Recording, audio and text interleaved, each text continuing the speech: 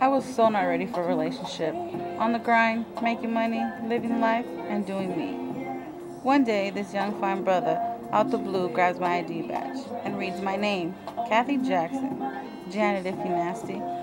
I just looked at him and couldn't help but laugh. It's been a while since someone made me smile, but still, I had my life down packed, no time for fake ones. A month went by. What a coincidence. The same goofball lived in my complex. While checking my mail, he comes running up. "Excuse me, Miss Lady." He asked for my number.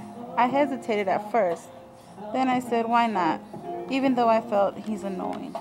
Soulmates, Alpha and Omega, yin and yang. His world was my world, as mine was his. Best of friends. 4 years late, the vice felt indifferent. Hidden secrets full of pain, and a lot of prayers.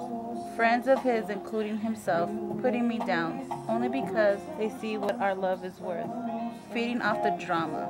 Bless them, Father, for what they not know. Sorrows, sadness, and heartaches, only gaining self-power from their insecurities.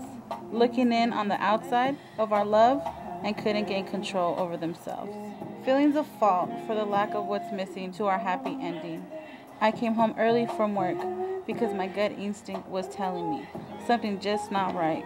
I walked to the kitchen for a glass of water for my hot flashes. I hear the TV on and laughter of two people. I thought to myself, he must be playing Xbox with his homie. I proceeded upstairs, get to the door, but I hear a female voice too. Damn, joke's on me. I wanted to kill that motherfucker.